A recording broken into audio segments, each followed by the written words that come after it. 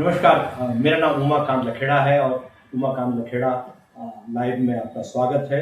आज हम एक बड़े महत्वपूर्ण मुद्दे पर बात करना चाहते हैं। वो है 2.5 साल पहले उत्तराखंड के ऋषिकेश के पास एक बहुत बड़ा क्रूर हादसा हुआ था, जिसमें 19 साल की श्रीनगर गढ़वाल की लड़की, उसको एक होटल रिजॉर्ट में मार दिया गया था। It was a cold blood murder and इस पर बहुत लड़ाई हुई। उनके परिवार ने बहुत लंबी लड़ाई लड़ी। उनकी माँ जी, पिताजी अंकिता भंडारी की मदर सोनी देवी, उनके फादर वीरेंद्र सिंह भंडारी और आशुतोष नेगी, जो एक पत्रकार है और एडवोकेट भी हैं, और वो इस लड़ाई को बहुत मजबूती से लड़ रहे थे। और ये है कि जब ये केस आगे बढ़ा और तो सीबीआई इंक्वायरी को स्टेट गवर्नमेंट ने रूल आउट कर दिया। बहुत बड़ा आंदोलन हुआ, देहरादून बंद हुआ, उत्तराखंड के कई क्षेत्रों में प्रोटेस्ट हुए, लेकिन जो स्टेट गवर्नमेंट है वो इस बात पर एडमेंट थी, इस बात पर कटिबद्ध थी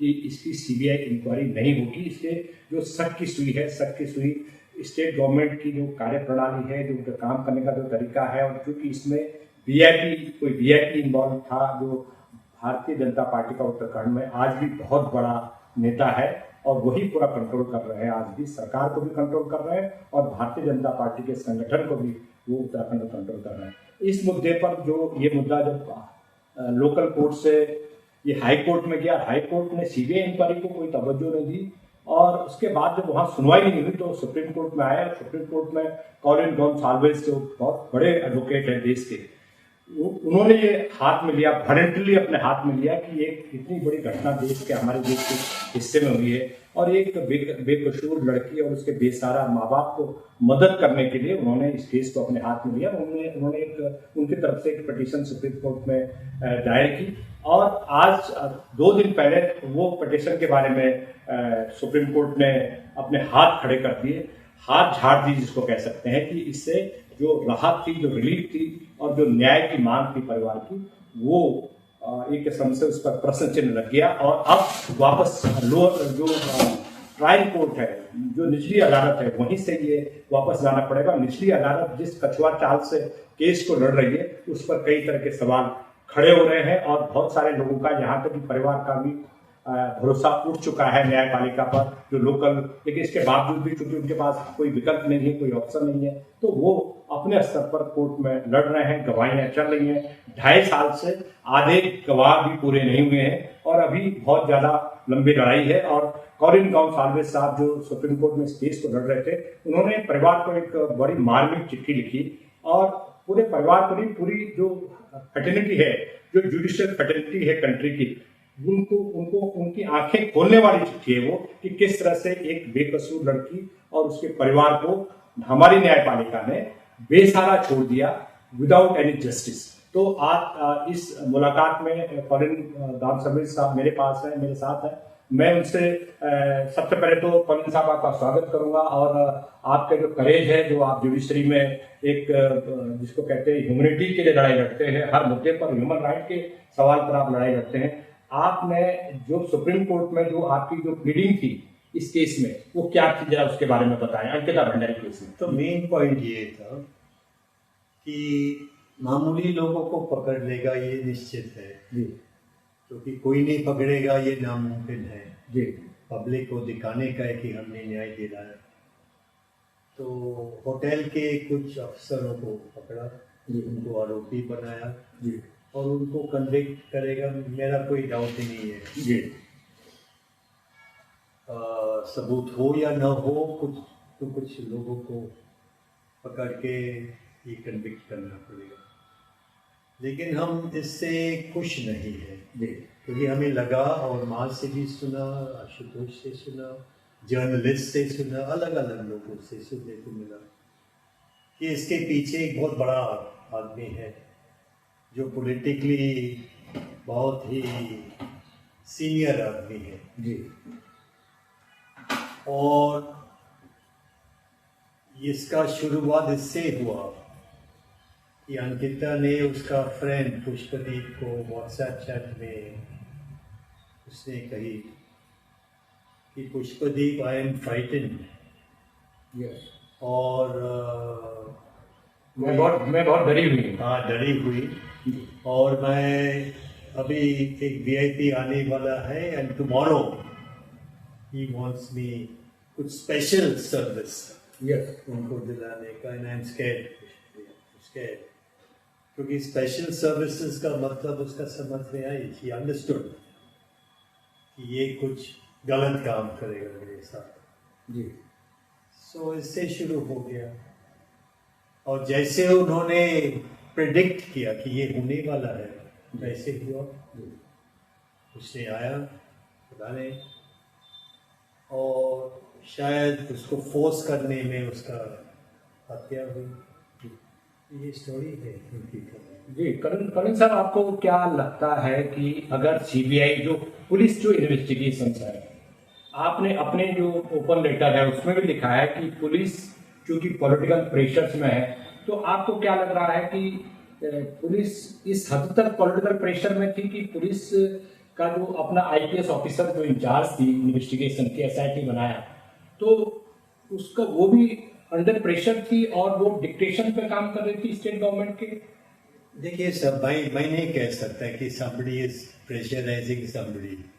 कौन प्रेशर लगा रहा है, किसके ऊपर प्रेशर आ रहा है, आई डोंट नो जी। लेकिन जिस तरह से इन्वेस्टिगेशन हुआ कि 100% पक्का क्लियर है जी। साबित हो गया कि ये this is cover up investigation, total cover up. जी, मतलब जो राज्य की जो पुलिस थी वो अंडर उत्तराखंड सरकार के प्रभाव में थी, उनके इन्फ्लुएंस में थी, आपने अभी जो बताया। और मैं दूसरी बात ये कह सकता हूँ कि जो आपको क्या लग रहा है कि जो पुलिस इन्वेस्टिगेशन है, राज्य जो सरकार है, भारतीय जनता पार्टी की गवर्नमेंट है, भारतीय जनता पार्टी की जो सरकार है, उसका ये कहना है कि जांच हो रही है, वो पब्लिकली भी यही बोल रहे जांच हो रही है, हम सेटिस्फाइड है।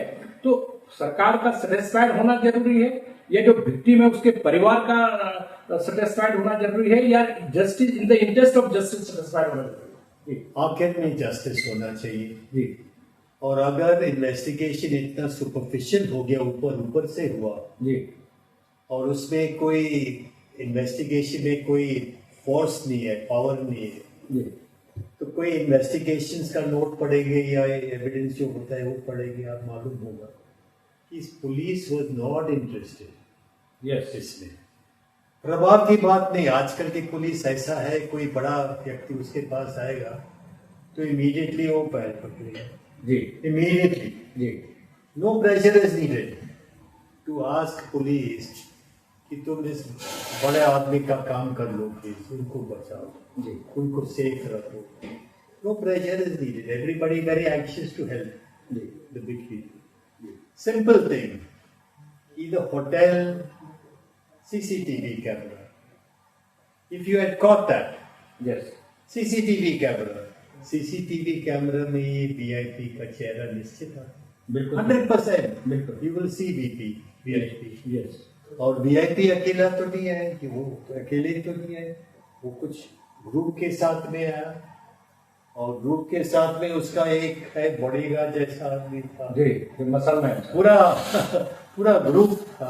यस, तो we would have caught him immediately ना। यस, सो बहुत जरूरी था कि उसको दबाना, दैट CCTV कैमरा को दबाना, जी, और वो दबाया, बोल दिया इन 2 minutes ही सेड, नहीं sir it was not working, काम नहीं कर रहा, जी, नॉट वर्किंग।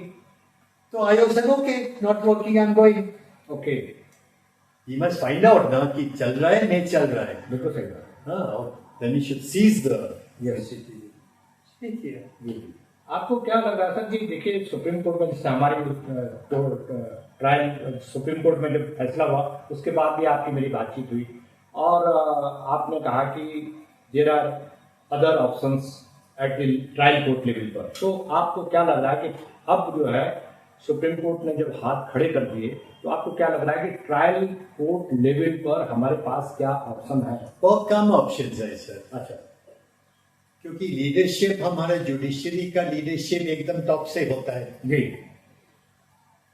तो अगर जुडिशरी चिंता दिखाता है जी, और डिटर्मिनेशन दिखाता है कि इसका हल होना चाहिए, जी, तब लोअर जुडिशरी काम करेगी। यस, लेकिन लीडरशिप अगर नहीं है यस, तो नीचे वाला ट्रायल कोर्ट क्या करेगा? इज नॉट एन ऑर्डिनरी जज। यस, वो क्या करेगा, क्या कर सकता है? इतना बड़ा लीडर के खिलाफ जाना, उनके खिलाफ एविडेंस लेना, बयान लेना, और बयान लेने के बाद कन्विक्शन करना, ये किसी का हिम्मत होगा? अगर ऊपर में हिम्मत नहीं है, of course, if your commander in chief is not strong, that is supreme court. broadly I am saying, Yes. leadership broadly, yes, no court I am mentioning, but if top leadership is not strong, then what trial court will do? Even what high court will do? Of course, और हमारा judiciary पिछले मेरे ख्याल से 10 साल से, जब से मोदी आया, जी, टॉप लीडरशिप बहुत ही कमजोर हो गया, ओके, फ्राइटेंड हो गया, मोदी जी के पीछे पड़ रहा है। इंपॉर्टेंट इश्यू जहां मोदी सरकार ने बहुत बड़े गलती की, जी, क्वाइट, वेरी क्वाइट। कितनी उदाहरण है? तो क्या लग रहा है कि जुडिशरी, जो टॉप जुडिशरी है, आप तो सुप्रीम कोर्ट में 25 साल से प्रैक्टिस कर रहे हैं, सीनियर एडवोकेट हैं, आपको क्या लग रहा है कि ये वाइस वर्सा है, जुडिशरी खुद सरेंडर कर रही है टॉप जुडिशरी देश की, या सरकार उन पर शिकंजा कस रही है? कॉम्बिनेशन। अच्छा, देखिए, कोई भी हाई कोर्ट जज जो सीनियर जज है, जी, जिसका उम्मीद है कि मैं सुप्रीम कोर्ट तक पहुंच जा सकता, वो व्यक्ति जब हाई कोर्ट में है, number 2 in rank, chief justice हो या कोई भी हो, अगर वो सरकार के खिलाफ ऑर्डर पास करेगा, उसका चांस ऊपर जाने का खत्म हो जाएगा। ओके, मुरलीधर, जस्टिस मुरलीधर का उदाहरण देखो, जी, उसने सिर्फ ये बात कही दिल्ली राइट्स में,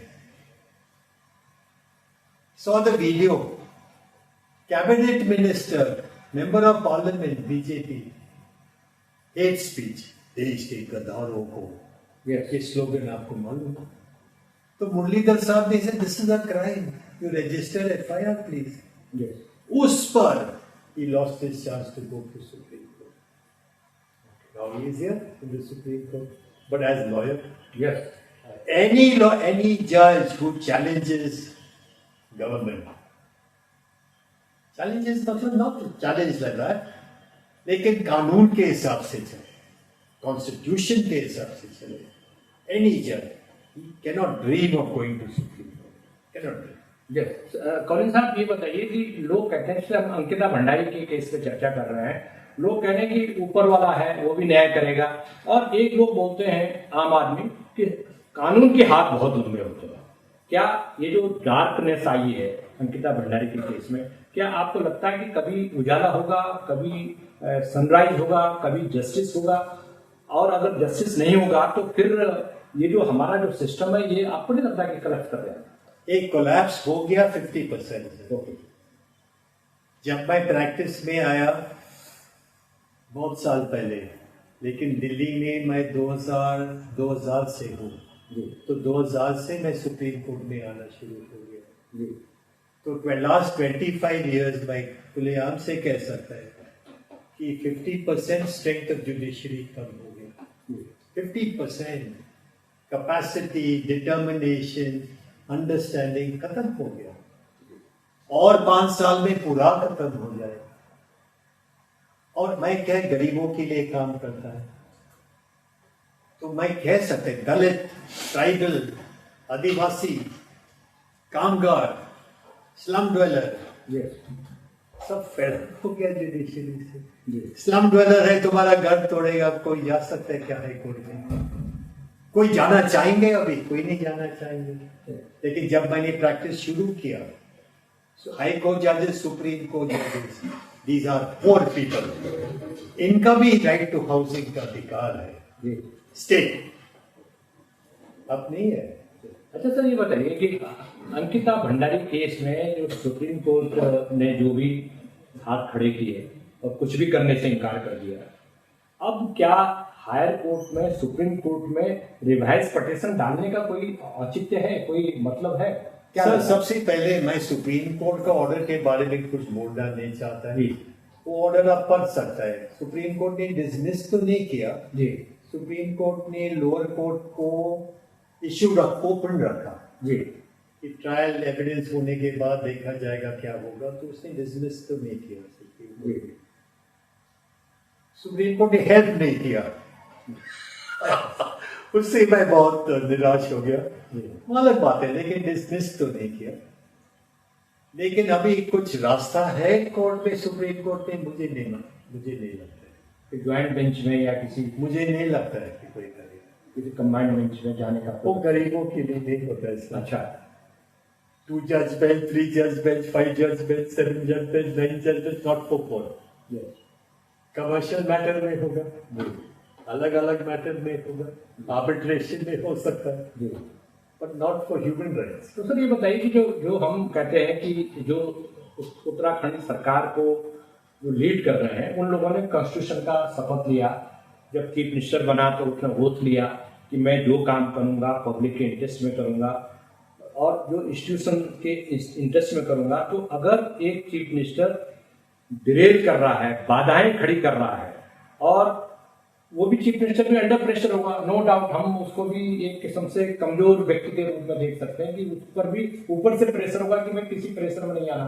तो ये जो सिचुएशंस है, ये किधर ले जा रही है जुडिशरी को, पार्लियामेंट्री सिस्टम को एंड सिविल सोसाइटी? सर, कोई चीफ मिनिस्टर अंडर प्रेशर नहीं है जी। In the whole country chief minister वही काम करेगा जो वो करना चाहते हैं। सबसे पहले वो क्राइम करना चाहेंगे और क्राइम से पैसा बनाना चाहेंगे, क्राइम से प्रॉफिटियरिंग करेंगे।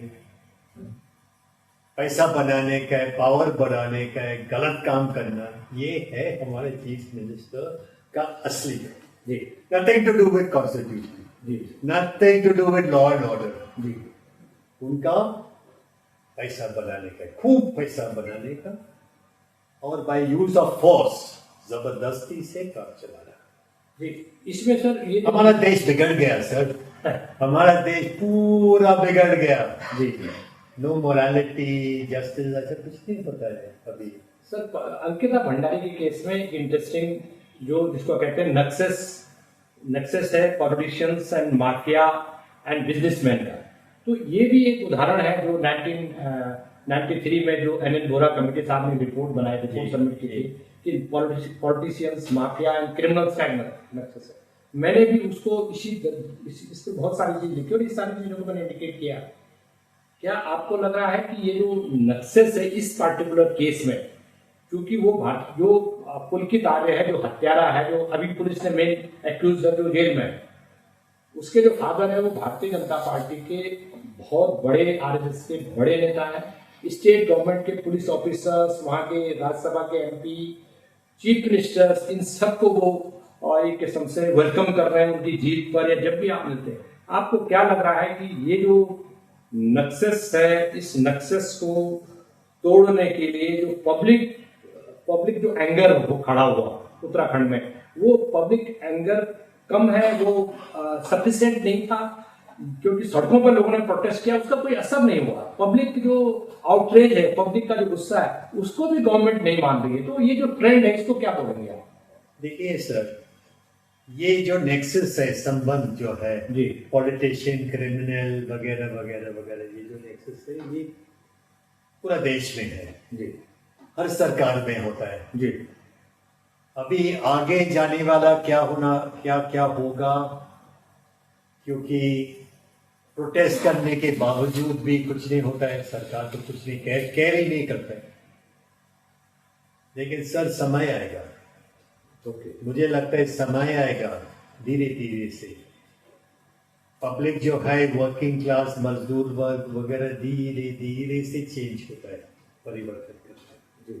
लेकिन समय आएगा जब हमारा देश में जैसा बांग्लादेश में हुआ जी, अपराइजिंग हो जाएगा जी, हो जाएगा इंडिया में निश्चित, और जल्दी से आएगा, क्योंकि इंडिया के लोग, इंडिया के गरीब लोग बहुत परेशान हैं, बोलता नहीं, सरकार के खिलाफ कुछ बोलते नहीं, डरा हुआ है, क्योंकि पुलिस इतना मजबूत है, तुम कुछ भी कहे, ऐसे स्पीक जेल में है।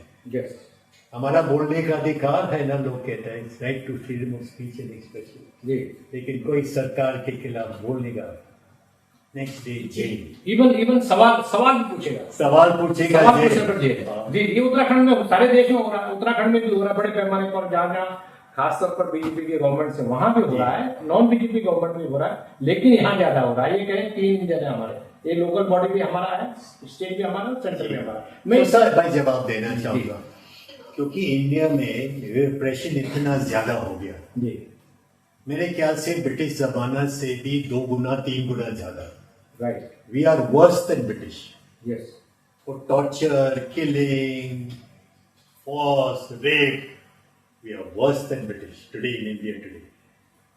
लोगों का डर है, लेकिन हमारे इंडिया के लोग, खास गरीब लोग, धीरे धीरे से उसका मन में परिवर्तन होता है, चेंज होता है, यस, कि हमें और सहन करना नहीं है, अभी सहन नहीं करना है, बिल्कुल सही, चलो करो जो करने का करो। जी, ये स्थिति आ जाएगा इंडिया। बांग्लादेश में हुआ, बिल्कुल सही, अभी बांग्लादेश में हुआ, जी, तो बांग्लादेश जैसा इंडिया में होने वाला है। जी, जी।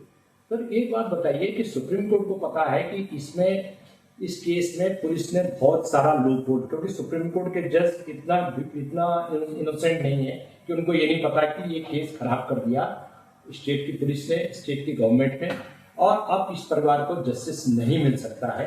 तो क्या आपको लग रहा है कि जहां ट्रायल कोर्ट में, कोर्ट द्वार की ट्रायल कोर्ट में केस चल रहा है, तो क्या वहां ट्रायल कोर्ट में जो एविडेंसेस को डिस्टोर्ट कर दिया गया है, जैसे एमएलए उसमें इन्वॉल्व थे डिस्टोर्ट करने में, डिस्ट्रिक्ट एडमिनिस्ट्रेशन, चीफ मिनिस्टर उसमें इन्वॉल्व थे, ये जो क्राइम है इन लोगों का क्राइम कभी रूल बुक में नहीं आएगा, कहीं रिकॉर्ड में नहीं आएगा?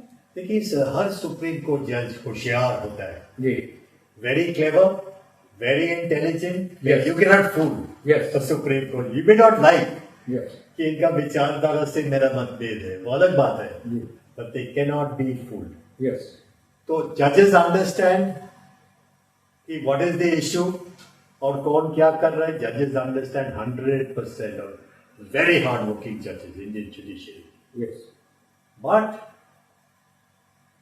सरकार को बोलना, खड़े होकर बोलना, sir you are wrong, you may be prime minister, you are wrong, you may be home minister, you are wrong, yes, ये क्षमता नहीं है, ये कैपेसिटी है, cleverness, understanding, full 100%, but to stand up to power, power का विरोध करना, minister का विरोध करना, यस,